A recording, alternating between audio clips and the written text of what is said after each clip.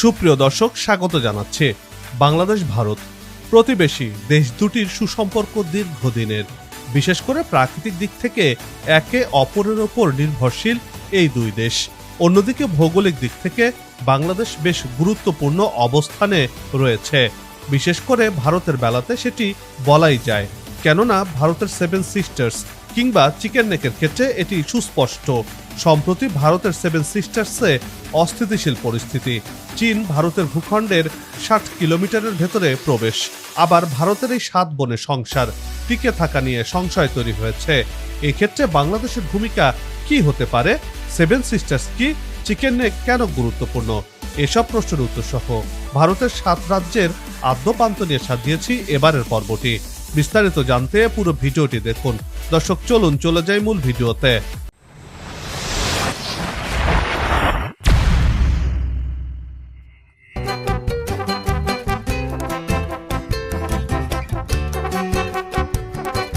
প্রাচীনকাল থেকেই ভারতের সুদীর্ঘ ইতিহাস রয়েছে।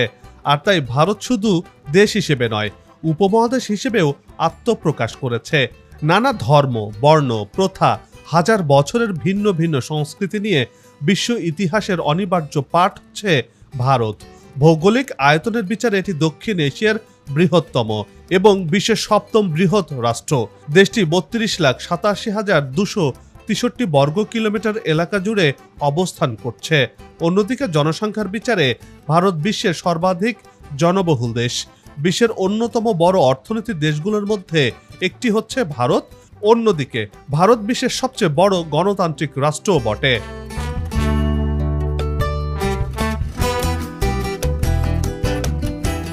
বিশ্বের সবচেয়ে বড় উপসাগরের কূল ঘেঁষে গড়ে উঠেছে বাংলাদেশ। সৈকত, পাহাড়, পর্বত, খাল, বিল, হাওর বাওরের এই দেশটি ১,৪৭,৫৭০ বর্গ কিলোমিটার এলাকা জুড়ে অবস্থিত। চিরসবুজ এই দেশটি আমাদের প্রিয় মাতৃভূমি। ভৌগোলিক দিক থেকে এই দেশটি অত্যন্ত গুরুত্বপূর্ণ। ভাটির এই দেশটি ৩ দিক থেকে ঘিরে রেখেছে ভারত। দেশটির সাথে বাংলাদেশের ৪,১৫৬ কিলোমিটার লম্বা আন্তর্জাতিক সীমানা রয়েছে। বাকি একদিকে মিয়ানমারের সাথে বাংলাদেশের সীমানা রয়েছে।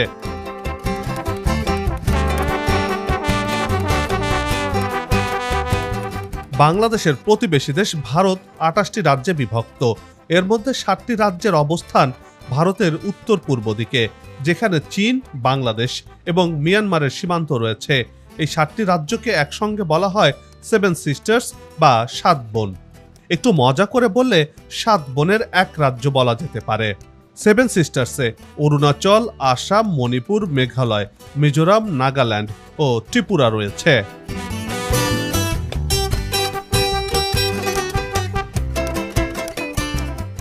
সম্প্রতি বাংলাদেশে ডক্টর মোহাম্মদ ইউনূসের নেতৃত্বে অন্তর্বর্তীকালীন সরকার গঠিত হওয়ার পর নতুন করে আলোচনা এসেছে ভারতের এই ৭ রাজ্য। কারণ বাংলাদেশের স্থিতিশীলতার ওপর এই রাজ্যগুলোর স্থিতিশীলতাও অনেকাংশে জড়িত।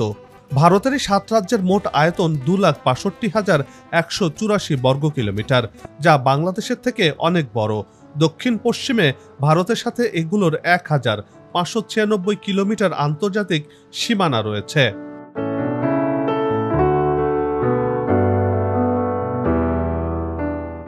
এই ৭ রাজ্যের আয়তন ভারতের মোট আয়তনের প্রায় ৭%। এসব রাজ্যগুলো একে অপরের উপর নির্ভরশীল হলেও সংস্কৃতি ও পরিবেশের দিক থেকে সম্পূর্ণ আলাদা। তারা স্বতন্ত্র।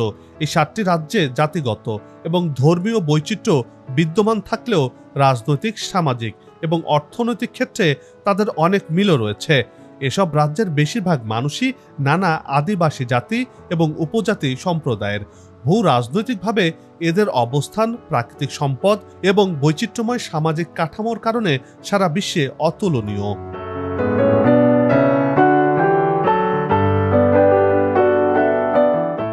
সেভেন সিস্টার্স বলতে উত্তর পূর্ব ভারতের ৭টি রাজ্যকে বোঝানো হয়। এসব রাজ্যে ভৌগোলিক, ঐতিহাসিক এবং সাংস্কৃতিক সাদৃশ্যের কারণে এই নামে পরিচিত রয়েছে। এই ৭টি রাজ্য ভারতীয় উপমহাদেশের প্রাচীন ইতিহাস এবং বৈচিত্র্যময় সাংস্কৃতিক ঐতিহ্যের ধারক ও বাহক। এসব অঞ্চলে গারো, খাসিয়া, বোরো, মিজোদের মতো অনার্য আদিবাসী রাজাদের শাসন ছিল।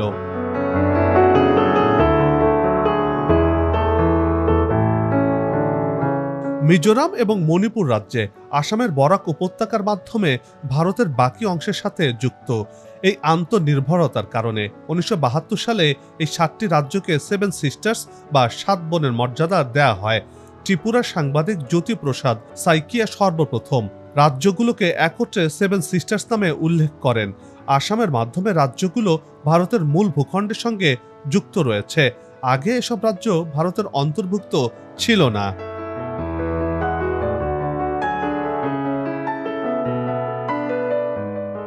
বাংলাদেশের সীমানা ভারতের উত্তর পূর্ব অঞ্চলের বিশেষ করে ত্রিপুরা, মেঘালয়, আসামের সঙ্গে সংযুক্ত।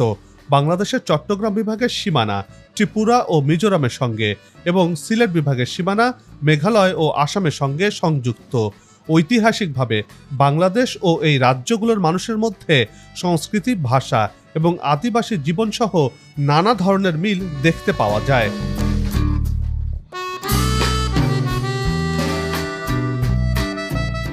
সম্প্রতি ভারতের স্বাধীনতা দিবসে মণিপুর রাজ্যে কয়েক হাজার লোক নাগা পতাকা উড়িয়ে স্বাধীন ভূমির পক্ষে সমর্থন দিলে বিষয়টি বিশ্ববাসীর নজরে আসে। এ 7টি রাজ্যের চতুর্দিকে অন্যান্য রাষ্ট্রের স্থলভাগ দিয়ে বেষ্টিত, ফলে ভারতের মূল ভূখণ্ডের সাথে এ রাজ্যগুলোর যোগাযোগ রক্ষা করা হয় মাত্র 60 কিলোমিটার দৈর্ঘ্যের একটি সরু পথ দিয়ে। এর প্রস্থ প্রায় 22 কিলোমিটার।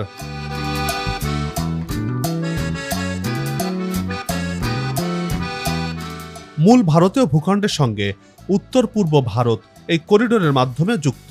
যদি এই করিডোর না থাকতো তাহলে মূল ভারতীয় ভূখণ্ডের সঙ্গে উত্তর পূর্ব ভারতের যোগাযোগ বিচ্ছিন্ন হতো, কারণ উত্তর পূর্ব ভারত পুরোপুরি স্থলবেষ্টিত। এর আশেপাশে কোথাও কোনো সমুদ্র নেই। এতে করে খানিকটা ঝুঁকির মধ্যে থাকতে হয় ভারতকে, কেননা পাশেই চীন ওত পেতে বসে রয়েছে।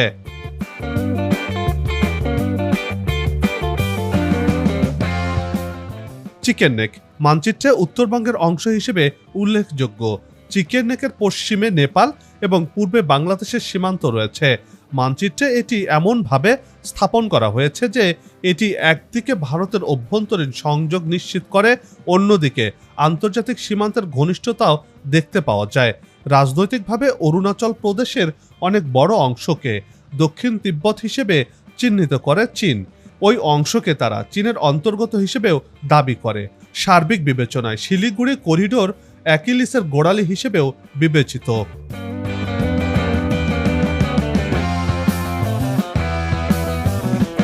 ভারতের মানচিত্রে শিলিগুড়ি শহরের কাছে অবস্থিত এই করিডোরটা অনেকটা বাঁকানো মুরগির ঘাড়ের মতো দেখায় বলে এই জায়গাটাকে অনেকে চিকেন নেক বলেও বর্ণনা করেন। এই করিডোরের সবচেয়ে সরু অংশটা মাত্র 21 কিলোমিটার চড়া, যার আশেপাশে রয়েছে অন্তত 4টি দেশের আন্তর্জাতিক সীমান্ত। এই দেশগুলো হলো চীন, নেপাল, ভুটান ও বাংলাদেশ।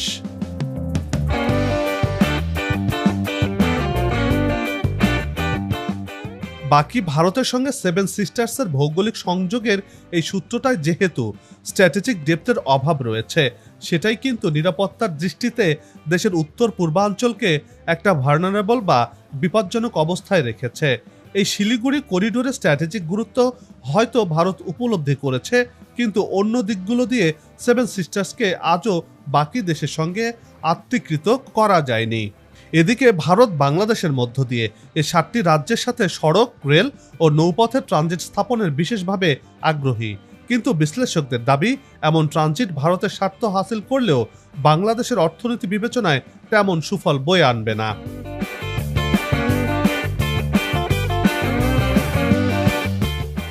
বিগত 50 বছরের বিভিন্ন সময়ে মণিপুরে কুকিরা, আসামে আলফা, ডিমা হাসাও বা একাধিক বড় গোষ্ঠী, মিজোরামে MNF এবং ত্রিপুরা ও মেঘালয়ে বিভিন্ন উপজাতীয় গোষ্ঠী ভারত ও ভারতীয় রাষ্ট্রের বিরুদ্ধে নানা দাবিতে অস্ত্র ধরেছে। পাশাপাশি এই রাজ্যগুলোর নিজেদের মধ্যেও সীমানা আরও নানা প্রশ্নে বরাবরই বিরোধ দেখা দিয়েছে। আসাম মেঘালয়, আসাম ত্রিপুরা, অরুণাচল আসাম কিংবা ত্রিপুরা মিজোরামের মধ্যে দ্বন্দ্ব, অবরোধ কিংবা পাল্টাপাল্টি হামলার ঘটনাও বিরল নয় কিন্তু মোটেও। অর্থাৎ এমন ঘটনা এই অঞ্চলে ঘটেছে।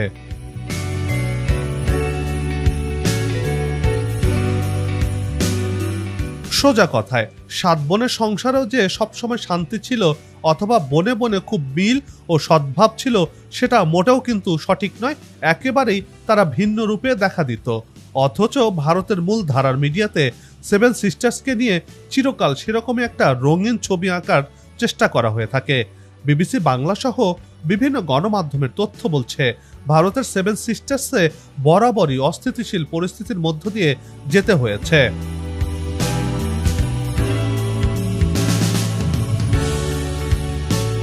শিলিগুড়ি করিডোর দিয়ে যে রেলপথ গেছে সেটিতে মাত্র একটি লাইন রয়েছে। এই করিডোরটি প্রায় ভূমিধস এবং অন্যান্য প্রাকৃতিক দুর্যোগের কবলে পড়ে ক্ষতিগ্রস্ত হয়। এই করিডোর থেকে চীনের দূরত্ব খুব বেশি নয়। কোনো কারণে শিলিগুড়ি করিডোর দখল হলে মূল ভারত ভূখণ্ড উত্তর পূর্ব ভারতের সঙ্গে বিচ্ছিন্ন হয়ে যেতে পারে, এমন শঙ্কার কথা বলছেন স্থানীয়রা।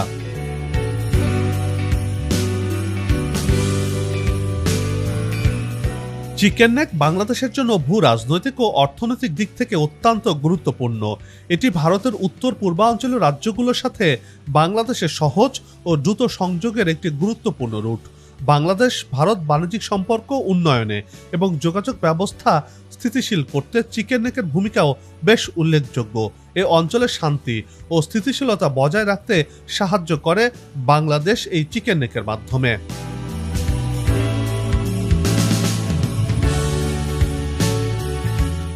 বাংলাদেশ, নেপাল ও ভুটান সীমান্ত এই 3 দিক দিয়ে ঘেরা করিডোরটি। এ থেকে চীনের নিয়ন্ত্রণে থাকা তিব্বতের চুম্বি ভ্যালির দূরত্ব মাত্র 130 কিলোমিটার। বিশেষজ্ঞরা বলছেন চীনা সামরিক বাহিনী শুধু 130 কিলোমিটার এগুলোই পশ্চিমবঙ্গের একাংশ উত্তর পূর্বাঞ্চলীয় রাজ্যগুলো থেকে বাকি ভারত পুরোপুরি বিচ্ছিন্ন হয়ে যাবে।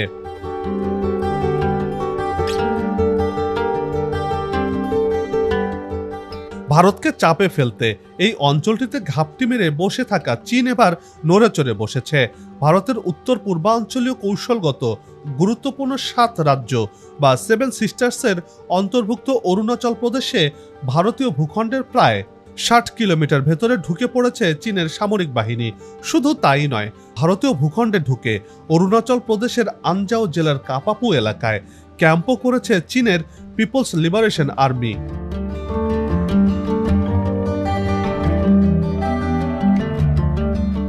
ভারতের একাধিক সংবাদ মাধ্যম বলছে কাপাপু এলাকায় কাঠে আগুন ধরানো, পাথরের গায়ে রং ব্যবহার করে লেখা চীনের নাম এবং চীনা খাদ্য সামগ্রীর ছবি দেখে বোঝা যায় সেখানে প্রায় 1 সপ্তাহ আগে চীনা সৈন্যদের অনুপ্রবেশ ঘটেছে। ছবিতে দেখা যায় পাথরের গায়ে ইংরেজিতে 2024 সাল লেখা রয়েছে। ভারতীয় ভূখণ্ডে নিজেদের মালিকানা দাবি করার জন্য অনুপ্রবেশের সময় চীনা বাহিনী এসব কৌশল ব্যবহার করে বলে জানা গেছে।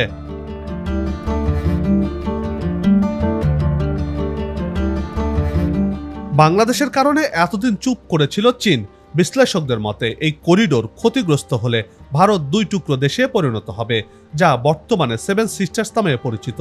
অর্থাৎ ভারত থেকে সম্পূর্ণরূপে আলাদা হয়ে যাবে এগুলো, যা ভারতের জন্য বড় দুশ্চিন্তার কারণ। তাই ভারত চাইছে বাংলাদেশকে হাতের মুঠোয় রেখে পার্শ্ববর্তী রাজ্যগুলোকে পরিচালনা করতে।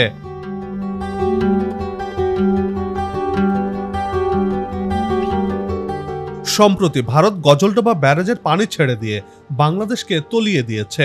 এতে ক্ষতিগ্রস্ত হয়েছে দেশের পূর্বাঞ্চল। ব্যাপক ক্ষয়ক্ষতি সহ প্রাণহানির ঘটনাও ঘটেছে সাম্প্রতিক বানের পানিতে। আবার শুষ্ক মৌসুমে পদ্মা সহ তিস্তা নদীর পানি না দিয়ে আটকে রাখছে। এতে ভাটির দেশে পানির অভাবে কৃষিকাজে ব্যাঘাত ঘটছে। এতে করে অর্থনীতিতে নেতিবাচক প্রভাব পড়ছে বাংলাদেশের। খানিকটা বলা যায় এক্ষেত্রে ভারত নিজেদেরকে মোড়ল ভাবতে শুরু করেছে। তাদের ইচ্ছে মতো ভাটির দেশ বাংলাদেশকে নির্যাতন করছে।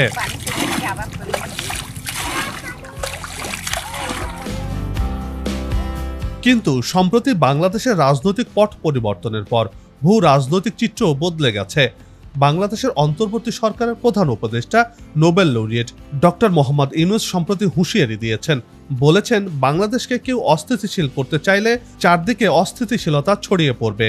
প্রতিবেশী মিয়ানমার, ভারতের 7 সিস্টার্স, পশ্চিমবঙ্গ সব জায়গাতেই ছড়িয়ে পড়বে অস্থিরতা। ভারতের এক সংবাদ মাধ্যমে তার এমন আশঙ্কা প্রকাশের পর থেকেই নতুন করে আলোচনায় আসতে শুরু করে এই 7 সিস্টার্স।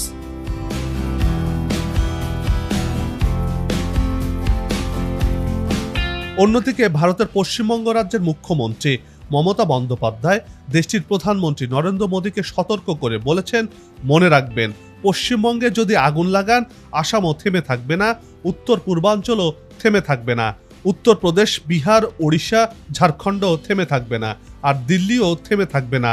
আপনার চেয়ার আমরা টলমলো করে দেব। বাংলা সবাইকে গ্রহণ করে, সবাইকে আসন দেয়, সবাইকে অলঙ্কৃত করে। বাইরে থেকে এসে বাংলাকে অচল করবেন, বাংলাকে অশান্ত করবেন, তারা মনে রাখবেন বাংলার মৃত্যু নেই, বাংলা অচল হয় না। এরপর থেকেই 7 বোনের সংসারে ফের আগুন লাগা শুরু করেছে। আর এখানটাতেই বাংলাদেশ ভাই হিসেবে এগিয়ে এসে 7 বোনের সংসারে পানি ঢেলে ঠান্ডা করতে পারে বলে মনে করছেন বিশেষজ্ঞরা।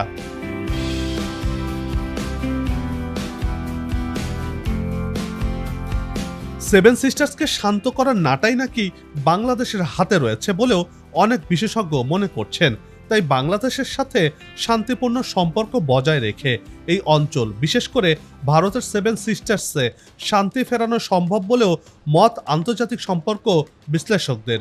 প্রশ্ন হচ্ছে, ভারতের কাছ থেকে বাংলাদেশ পানির ন্যায্য হিস্সা না পেলে বাংলাদেশের হাতে থাকা ট্রাম্প কার্ড খেলবে কি? এমন প্রশ্নে বিশেষজ্ঞরা বলছেন এর উত্তর সময়ই বলে দেবে।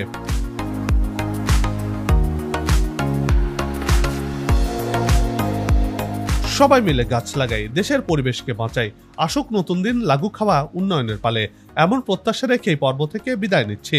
তবে যাবার আগে সেই একই অনুরোধ, যেখানে সেখানে ময়লা আবর্জনা ফেলবেন না, পরিবেশের ক্ষতি করবেন না, অযথা হর্ন বাজাবেন না, আপনার দেশের সৌন্দর্য রক্ষায় পোস্টার লাগানো থেকে বিরত থাকুন। যদি চ্যানেলটিতে নতুন হয়ে থাকেন, ভিডিওটি ভালো লাগে, তাহলে চ্যানেলটি সাবস্ক্রাইব করে ভালোবাসায় আবদ্ধ করবেন।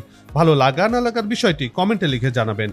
কি ধরনের ভিডিও দেখতে চান তাও জানানোর অনুরোধ রইল। আগামীতে আবারও দেখা হবে নতুন কোনো জায়গা, তথ্য, ইতিহাস আর উন্নয়ন চিত্র নিয়ে। নিজে ভালো থাকুন, দেশকে ভালো রাখুন, আমাদের সাথেই থাকুন, দেখতে থাকুন দেশের এগিয়ে যাওয়ার চিত্র। ধন্যবাদ।